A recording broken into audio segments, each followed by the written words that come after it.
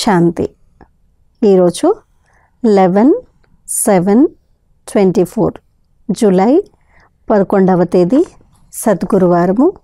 బాబా యొక్క విశేషమైనటువంటి భోగ్ను సమర్పించేటువంటి రోజు.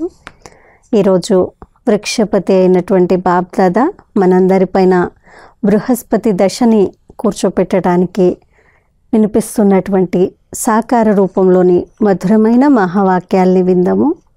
బాబా చెప్తారు, మధురమైన పిల్లలు స్తబ్ద స్థితి గలవారిగా అనగా అశరీరులుగా అయ్యేందుకు ఇదే సమయము. ఇదే స్థితిలో ఉండే అభ్యాసాన్ని చేయండి. స్తబ్దత అంటే ఎలాంటి అలజడి లేదు, ఎలాంటి శబ్దము ఏమీ లేకుండా స్తబ్దత స్థితి కలవారిగా అనగా అశరీరులుగా అయ్యేందుకు ఇదే సమయము. ఇదే స్థితిలో ఉండే అభ్యాసాన్ని చేయండి. ఈరోజు ప్రశ్న, అన్నింటికన్నా ఉన్నతమైన లక్ష్యం ఏంటి? అది ఎలా ప్రాప్తిస్తుంది? అన్నింటికన్నా ఉన్నతమైన లక్ష్యం ఏంటి? అది ఎలా ప్రాప్తిస్తుంది? ఎలా ప్రాప్తిస్తుంది? జవాబు, సంపూర్ణ పావనంగా అవ్వటమే ఉన్నతమైన గమ్యము. కర్మేంద్రియాలలో కొద్దిగా కూడా చంచలత్వం రాకూడదు. అప్పుడే సంపూర్ణ పావనంగా అవుతారు. ఎప్పుడైతే ఇటువంటి స్థితి ఏర్పడుతుందో అప్పుడు విశ్వరాజ్యాధికారం లభించగలదు. పైకెక్కితే వైకుంఠ సుఖాన్ని పొందుతారు అన్న గాయనం కూడా ఉంది కదా. చడేతో చాఖే వైకుంఠ రస్ అనగా రాజాది రాజులుగా అవుతారు, లేకపోతే ప్రజలుగా అయిపోతారు. కావున నా వృత్తి ఎలా ఉంది, ఎటువంటి తప్పులు జరగడం లేదు కదా అని ఇప్పుడు పరిశీలించుకుంటూ ఉండండి. ఓం శాంతి. ఆత్మాభిమానులుగా అయి కూర్చోవాలి. స్వయాన్ని ఆత్మగా భావించండి అని తండ్రి పిల్లలకు అర్థం చేయిస్తారు. సత్యుగంలో ఆత్మాభిమానులుగా ఉంటారా లేక దేహాభిమానులుగా ఉంటారా అని బాబా ఇప్పుడు ఆల్రౌండర్ను అడుగుతున్నారు. ఆల్రౌండర్ అంటే ఆల్రౌండర్ దాది. గుల్జార్ దాది వాళ్ళ లౌకిక తల్లి పేరు ఆల్రౌండర్ దాది. పేరుకు తగ్గట్టుగా దాది గారిలో అన్ని గుణగణాలు, అన్ని రంగాలలో ప్రవేశము, అన్నిట్లో నైపుణ్యము ఉండేది. అందుకని బాబా వారిని ఆల్రౌండర్ అని పిలిచేవారు. సో ఈరోజు ఏమని అడుగుతున్నారు బాబా? సత్యుగంలో ఆత్మాభిమానులుగా ఉంటారా లేక దేహాభిమానులుగా ఉంటారా అని బాబా ఇప్పుడు ఆల్రౌండర్ను అడుగుతున్నారు. అక్కడైతే ఎలా ఉంటారు? దేహాభిమానంగా ఉంటారా, ఆత్మాభిమానులుగా ఉంటారా? సత్యుగంలో అక్కడైతే ఆటోమేటిక్గానే ఆత్మాభిమానులుగా ఉంటారు. ఘడియ ఘడియ స్మృతి చేయవలసిన అవసరం ఉండదు. ఇప్పుడు ఇక ఈ శరీరం వయస్సు పెరిగిపోయింది, ఇక దీన్ని వదిలి ఇంకొక దానిని తీసుకోవాలి అని అక్కడ భావిస్తారు. సర్పపు ఉదాహరణ ఉంది కదా, అలాగే ఆత్మ కూడా ఈ పాత శరీరాన్ని వదిలి కొత్త దాన్ని తీసుకుంటుంది. భగవంతుడు ఉదాహరణలు ఇచ్చి అర్థం చేయిస్తారు. మీరు మనుషులందరికీ జ్ఞానాన్ని వినిపిస్తూ భూ భూ అని అంటూ మీ సమానంగా జ్ఞానవంతులుగా తయారు చేయాలి. తద్వారా పరిస్థాన్లో నిర్వికారి దేవతలుగా అయిపోతారు. మనుషుల నుండి దేవతలుగా చేయడం ఉన్నతోన్నతమైన చదువు. మనుషుల నుండి దేవతలుగా చేశారు అన్న గాయనం కూడా ఉంది కదా. అలా ఎవరు చేశారు? దేవతలైతే చేయలేదు కదా. భగవంతుడే మనుషులను దేవతలుగా తయారు చేస్తారు. మనుషులకు ఈ విషయాలను గూర్చి తెలియదు. మీ లక్ష్యము, ఉద్దేశం ఏంటి అని మిమ్మల్ని అన్ని చోట్ల అడుగుతూ ఉంటారు. మరి అలాంటప్పుడు మీ లక్ష్యము, ఉద్దేశాలను వివరిస్తూ ఒక చిన్న కరపత్రాన్ని ఎందుకు ముద్రించకూడదు? నిన్నటి మురళిలో కూడా బాబా మీ ఎయిమ్ అండ్ ఆబ్జెక్టివ్ ఏంటి అనేటువంటిది చెప్పండి అని అన్నారు, రాసి పెట్టండి అని. ఇప్పుడు కూడా బాబా అదే చెప్తున్నారు. మీ లక్ష్యము, ఉద్దేశాన్ని వివరిస్తూ ఒక చిన్న కరపత్రం అంటే ప్యాంప్లెట్ని ఎందుకు ముద్రించకూడదు? ఎవరైనా అడిగితే వారికి ఆ కరపత్రాన్ని ఇచ్చేసినట్లయితే వారు దాంతో అర్థం చేసుకుంటారు. బాబా చాలా బాగా అర్థం చేయించారు. ఈ సమయంలో ఇది కలియుగము, పతిత ప్రపంచము. ఇందులో అపారమైన దుఃఖాలు ఉన్నాయి. ఇప్పుడు మనం మనుష్యులను సత్యుగ పావన మహాసుఖధామంలోకి తీసుకువెళ్ళే సేవను చేస్తున్నాము, లేక ఆ దారిని చూపుతున్నాము.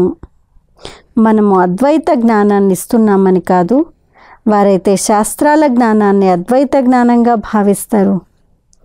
నిజానికి అది అద్వైత జ్ఞానమేమీ కాదు. అద్వైత జ్ఞానము అని వ్రాయడం కూడా తప్పే. మనుషులకు దీనిని స్పష్టం చేసి అర్థం చేయించాలి. ఈ విధంగా వ్రాయబడి ఉంటే వీరి ఉద్దేశం ఏంటి అని వారు వెంటనే అర్థం చేసుకుంటారు.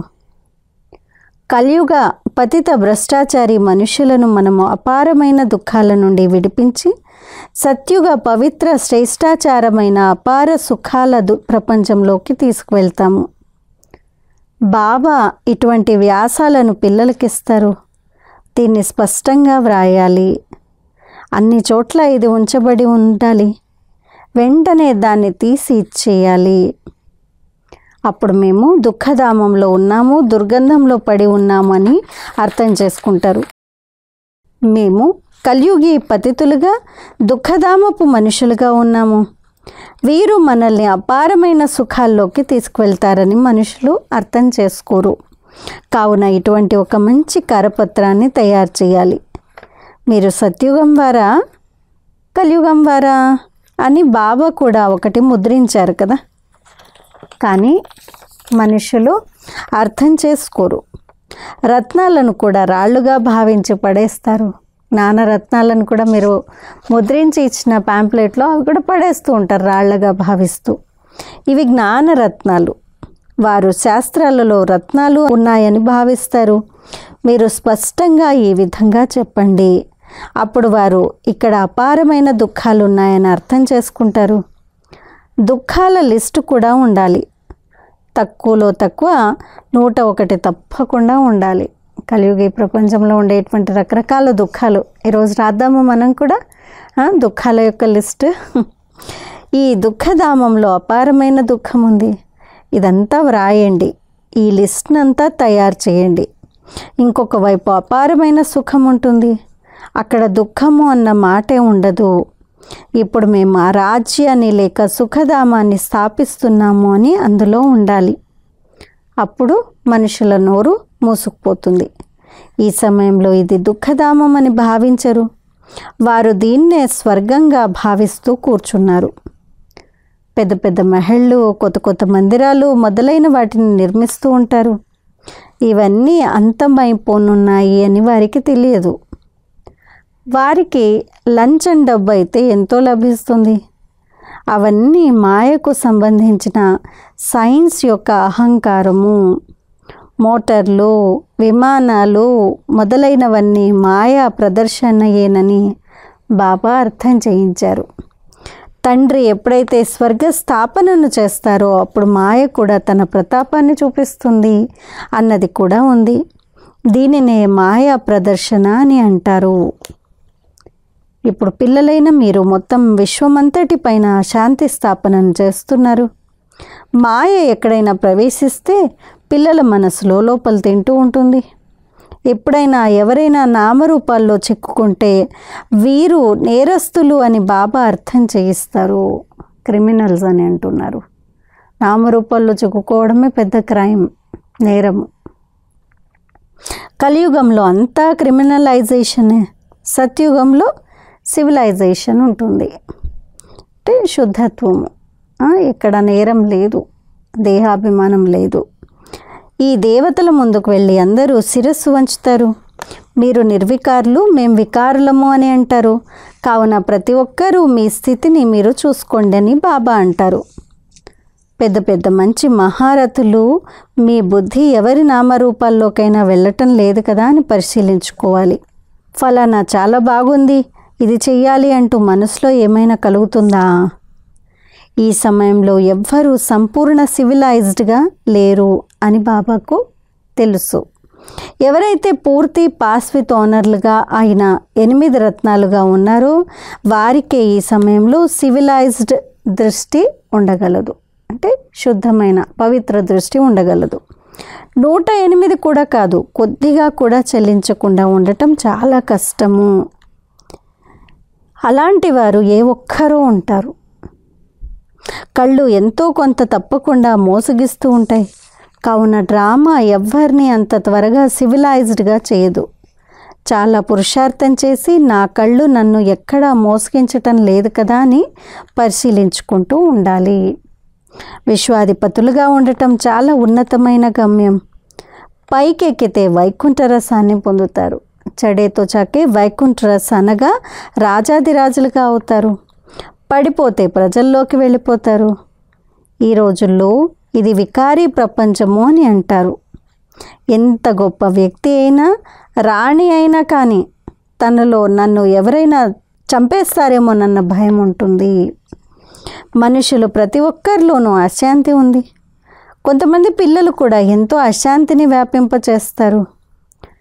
మీరు శాంతిని స్థాపిస్తున్నారు. కావున మొదట మీరు స్వయం శాంతిలో ఉండాలి. అప్పుడు ఇతరులలో కూడా ఆ శక్తిని నింపగలుగుతారు. అక్కడైతే ఎంతో శాంతి గల రాజ్యం ఉంటుంది. కళ్ళు శుద్ధంగా అయిపోతాయి.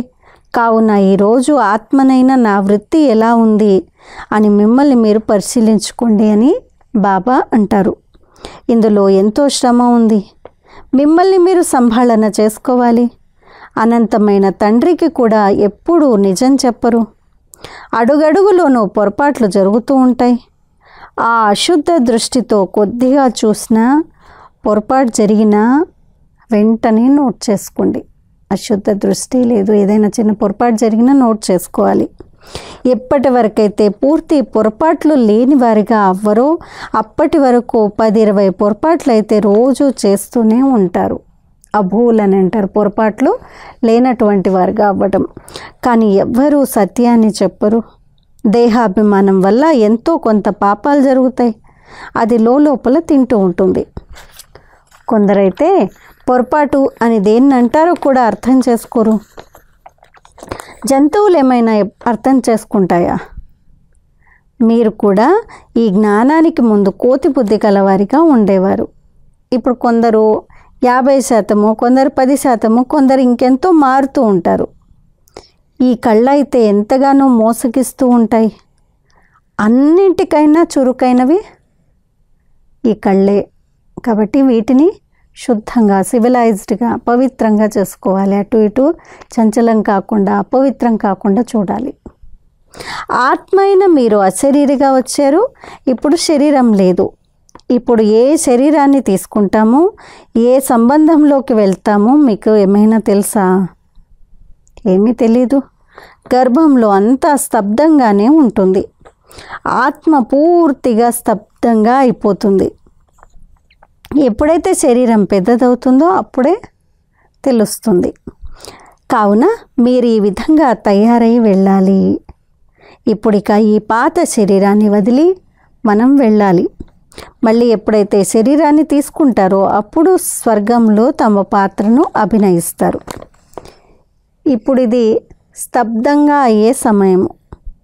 ఆత్మ సంస్కారాలు తీసుకువెళ్ళినా ఎప్పుడైతే శరీరం పెద్దదవుతుందో అప్పుడే ఎమర్జ్ అవుతాయి. ఇప్పుడు ఇక మీరు ఇంటికి వెళ్ళాలి. కావున పాత ప్రపంచంలోని ఈ శరీరపు అభిమానాన్ని తొలగించి వేయాలి. ఏమీ గుర్తుండకూడదు. ఎంతో పత్యం చేయాలి. లోపల ఏదైతే ఉంటుందో అదే బయటకు వస్తుంది. శివబాబా లోపల కూడా జ్ఞానం ఉంది. నాకు కూడా పాత్ర ఉంది. జ్ఞానసాగరుడు అని నన్నే అంటారు. మహిమను గానం చేస్తారు, కానీ ఏమీ అర్థం చేసుకోరు. ఇప్పుడు మీరు అర్థసహితంగా తెలుసుకున్నారు. ఆత్మబుద్ధి అయితే ఈ సమయంలో పైసాకు కూడా కొరగానిదిగా అయిపోతుంది. ఇప్పుడు తండ్రి ఎంత వివేకవంతులుగా తయారు చేస్తారు.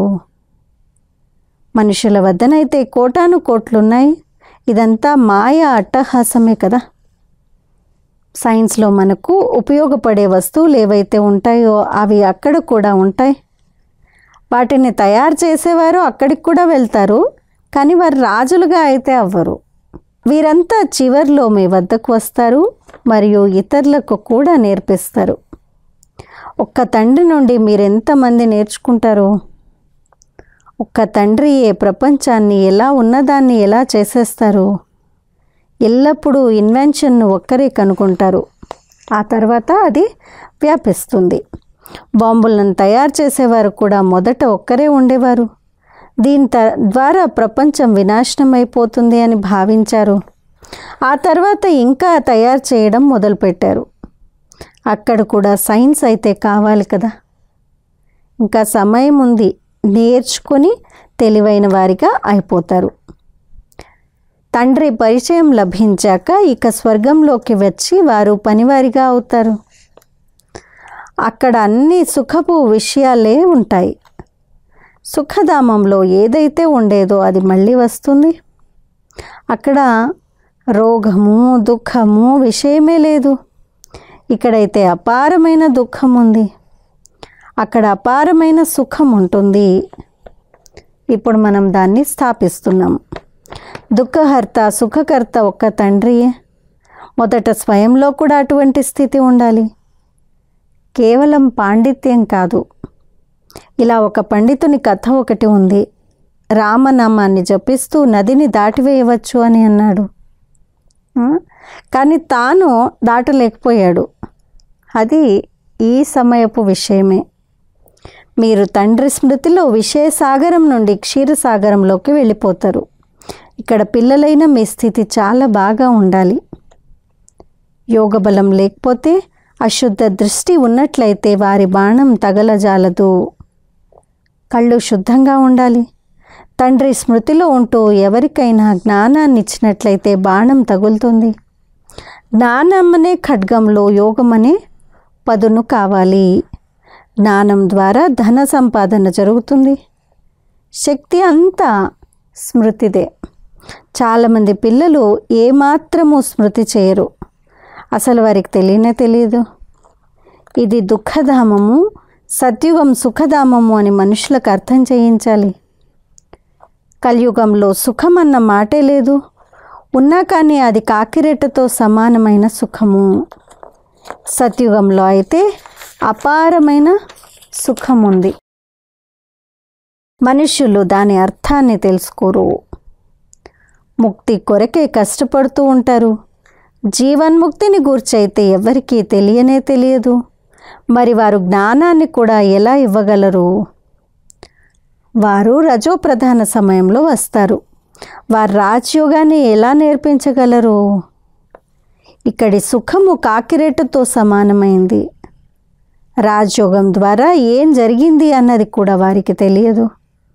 ఇది కూడా ఇప్పుడు డ్రామాగా నడుస్తోందని పిల్లలైన మీకు తెలుసు. వార్తాపత్రికల్లో కూడా మీ నిందలు వ్రాస్తారు. అది జరగవలసిందే. ఇప్పుడు జరుగుతున్నాయి కదా, వార్తాపత్రికల్లో అనండి, యూట్యూబ్ ఛానల్స్లో అనండి, నిందలు ఎన్ని రకాలుగా. ఇప్పుడు ఎటువంటి సుఖము లేదు. ఎంత పెద్ద షావుకారులైనా రోగగ్రస్తులైతే, అంధులుగా అయితే దుఃఖమైతే ఉంటుంది కదా. దుఃఖాల లిస్టులో ఇవన్నీ వ్రాయండి. చెప్పారు కదా, అట్లీస్ట్ 100 దుఃఖాలన్నా లిస్ట్ రాయండి అని. సో దాంట్లో ఇంకొక పాయింట్ బాబా చెప్తున్నారు. రోగగ్రస్తులు, అంధులుగా ఉండేవారు, ఎంత షావుకారులుగా ఉంటే కూడా దుఃఖం అయితే ఉంది కదా, రోగం ఉంటే, లేదు అంధులుగా ఉంటే. రావణ రాజ్యంలో కలియుగ అంతిమంలో ఈ విషయాలన్నీ ఉంటాయి. సత్యుగంలో దుఃఖం అనే విషయం ఒక్కటి కూడా ఉండదు. సత్యుగం ఒకప్పుడు ఉండి వెళ్ళింది కదా. ఇప్పుడు ఇది సంగమ యుగము. తండ్రి కూడా సంగమ యుగంలోనే వస్తారు. ఇప్పుడు 5000 సంవత్సరాలలో మనం ఏ జన్మలు తీసుకుంటామో మీకు తెలుసు. అలాగే ఏ విధంగా సుఖం నుండి దుఃఖంలోకి వస్తామో కూడా మీకు తెలుసు. ఎవరికైతే మొత్తం జ్ఞానం అంతా బుద్ధిలో ఉంటుందో, ధారణ ఉంటుందో వారు అర్థం చేసుకోగలుగుతారు. తండ్రి పిల్లలైన మీ జోలెను నింపుతారు. ధనం ఇచ్చిన ఆ ధనం తరగకూడదు అన్న గాయనం కూడా ఉంది. ధన్ దియే ధన్ ఖుటే అంటారు. ధనాన్ని దానం చేయకపోతే వారి వద్ద అది లేనట్లే. కావున అది మళ్ళీ లభించదు కూడా. లెక్క అయితే ఉంది కదా. ధనం కానీ, గాలి కానీ, భోజనము, నీరు, సంబంధ సంపర్కాలు అన్నీ లెక్క ఉంది కదా. ఇవ్వకపోతే మరి అది ఎక్కడి నుండి లభిస్తుంది? వృద్ధి ఎక్కడి నుండి జరుగుతుంది? ఇవన్నీ అవినాశి జ్ఞానరత్నాలు. నెంబర్ వారిగా అయితే ప్రతి విషయంలోనూ ఉంటారు కదా. మీది ఆత్మిక సైన్యము. కల్పపూర్వం పొందినట్లుగా ఒక ఆత్మ వెళ్ళి ఉన్నత పదవిని పొందుతుంది. ఇంకొక ఆత్మ వెళ్ళి ప్రజా పదవిని పొందుతుంది. అచ్చా, ఈరోజు బాబా యొక్క యాద్ ప్యార్ వేరుగా ఉంది. మధురాతి మధురమైన ఆత్మిక పిల్లలకు నంబర్ వారీగా పురుషార్థానుసారంగా బాప్ దాదా లేక మాతాపితల హృదయపూర్వకమైన ప్రాణతుల్యమైన ప్రేమతో నిండిన ప్రియ స్మృతులు మరియు గుడ్ మార్నింగ్. ఆత్మిక పిల్లలకు ఆత్మిక తండ్రి నమస్తే. ఆత్మిక పిల్లలు ఆత్మిక తండ్రికి చేసే నమస్తే, ప్రియ స్మృతులు మరియు గుడ్ మార్నింగ్. ధారణ కొరకు ముఖ్య సారం ఈరోజు మొదటి పాయింట్, మిమ్మల్ని మీరు సంభాళించేందుకు అడుగడుగులోనూ, దీంట్లో మళ్ళీ పాయింట్స్ ఇచ్చారు, అడుగడుగులో ఏం చెక్ చేసుకోవాలి, పరిశీలించుకోవాలని. 1, ఈరోజు ఆత్మనైన నా వృత్తి ఎలా ఉంది. 2, కళ్ళు శుద్ధంగా ఉన్నాయా. 3, దేహాభిమానానికి వశమై ఏవైనా పాపాలు జరిగాయా అని పరిశీలించుకోవాలి. 3 చెకింగ్ పాయింట్స్. 1, ఈరోజు ఆత్మనైన నా వృత్తి ఎలా ఉంది, కళ్ళు శుద్ధంగా ఉన్నాయా, ఆ దేహాభిమానానికి వశమై ఏమైనా పాపాలు జరిగాయా అని చెక్ చేసుకోవాలి. 2, బుద్ధిలో అవినాశి జ్ఞాన ధనాన్ని ధారణ చేసి ఆపై దానం చేయాలి. జ్ఞానం అనే ఖడ్గంలో స్మృతి పదనును తప్పకుండా నింపుకోవాలి. ఈరోజు వరదానము, నిర్భయ మరియు విజయీ భవ. సత్యత అథారిటీని ధారణ చేసి సర్వులను ఆకర్షితం చేసే నిర్భయ మరియు విజయీ భవ. సత్యత అథారిటీని ధారణ చేసి సర్వులను ఆకర్షితం చేసే నిర్భయ మరియు విజయీ భవ. పిల్లలైన మీరు సత్యతకు చెందిన శక్తిశాలి శ్రేష్ఠ ఆత్మలు. సత్య జ్ఞానము, సత్యమైన బాబా, సత్య ప్రాప్తి, సత్య స్మృతి, సత్య గుణాలు, సత్య శక్తులు అన్నీ ప్రాప్తించాయి. ఏమేమి దొరికాయి మనకు శ్రేష్ఠ ఆత్మలకు? సత్య జ్ఞానము, సత్యమైన బాబా, సత్యమైన ప్రాప్తి, సత్యమైన స్మృతి, సత్యమైన గుణాలు, సత్యమైన శక్తులు అన్నీ ప్రాప్తించాయి. ఇంత పెద్ద అథారిటీకి చెందిన నష ఉన్నట్లయితే ఈ సత్యత అథారిటీ ప్రతి ఆత్మను ఆకర్షిస్తుంటుంది. అసత్య ఖండంలో కూడా ఇటువంటి సత్యత శక్తి కలిగిన వారు విజయులుగా అవుతారు. సత్యత యొక్క ప్రాప్తి సంతోషము మరియు నిర్భయత. సత్యత యొక్క ప్రాప్తి ఏంటి? సంతోషము, నిర్భయత. సత్యాన్ని మాట్లాడేవారు నిర్భయులుగా ఉంటారు. వారికి ఎప్పుడూ భయం కలగజాలదు. స్లోగన్, వాయుమండలాన్ని పరివర్తన చేసేందుకు సాధనము పాజిటివ్ సంకల్పాలు మరియు శక్తిశాలి వృత్తి. పైననే చెప్పారు బాబా, వృత్తి మరి సంకల్పాలు సాధనాలు ఎలా పెట్టుకోవాలి, మన యొక్క వృత్తి దృష్టి కృతి అన్నీ. వాయుమండలం పరివర్తన చేసేందుకు సాధనము పాజిటివ్ సంకల్పాలు మరియు శక్తిశాలి వృత్తి. అచ్చా, ఈరోజు అవ్యక్తి ఇషారా 11వ పాయింట్. जैसे बाप की महिमा में विशेष रहम दिल का गुण गाया जाता है, चाहे देश में चाहे विदेश में बाप के आगे जाएंगे तो रहम दिल मर्सीफुल कहेंगे. ఇలా అయితే తండ్రి మహిమలో విశేషంగా దయార్థ హృదయుడు అనేటువంటి గుణం గాయనం చేయబడ్డది. బాబా ఎవరు? దయార్థ హృదయుడు. దేశంలో కానివ్వండి, విదేశంలో కానివ్వండి, బాబా ఎదురుగా వెళ్ళినట్లయితే దయార్థ హృదయులుగా, మర్సిఫుల్, అదే కరుణాస్వరూపులుగా ఉంటారు. తో ఆప్ సభీ భీ మాస్టర్ రెహమ్ దిల్ హో. మరి మీరందరూ కూడా బాబా సమానంగా బాబా యొక్క పిల్లలు అని అంటే మాస్టర్ దయార్థ హృదయులు. ऐसे रहम दिल बन सब पर उपकार करो. ఇలాంటి దయా హృదయులుగా అయ్యి అందరిపైన ఉపకారాన్ని చెయ్యండి. ఇదే ఉపకారం, మాస్టర్ రెహమ్ దిల్గా, మాస్టర్ దయార్థ హృదయులుగా అవ్వటము. ఇదే మన యొక్క ఈరోజు లక్ష్యము. అచ్చా, ఓం శాంతి.